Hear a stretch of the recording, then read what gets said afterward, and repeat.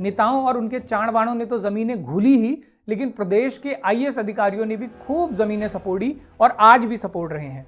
इसे अभी के एक हालिया मामले से समझिए और ये वाला बोर्ड देखिए। इस पर लिख दिया गया है प्राइवेट प्रॉपर्टी नो ट्रेसपास। इस तस्वीर में बोर्ड के पीछे जो हरियाली दिख रही है उसे भी अब सफाचट कर दिया गया है।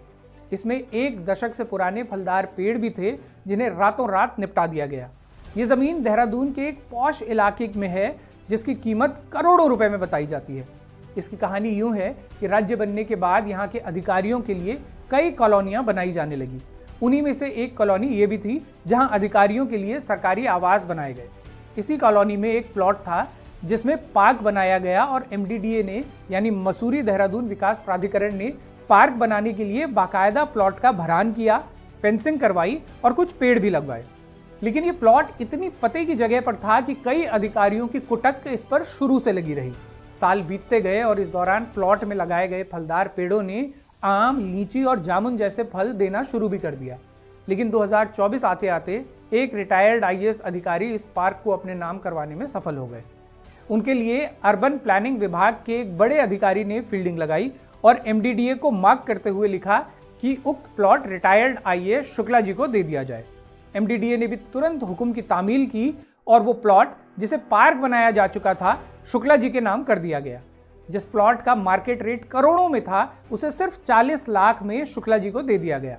जबकि बताया जा रहा है कि इन्हीं शुक्ला जी के पास देहरादून के ही एक अन्य अफसर कॉलोनी में पहले से प्लॉट मौजूद है।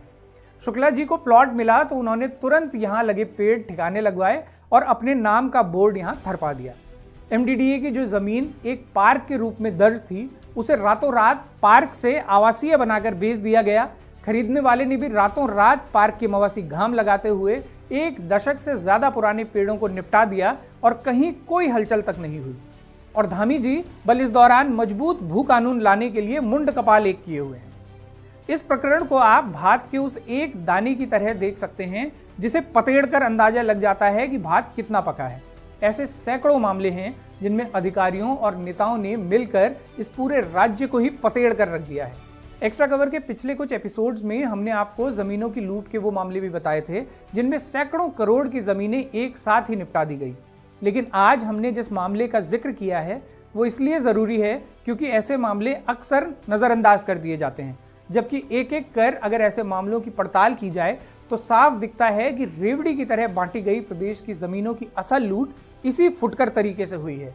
प्रदेश की नौकरशाही के कई शुक्ला जी ऐसे ही शुक्ल पक्ष में कृतार्थ होते रहे हैं और हो रहे हैं।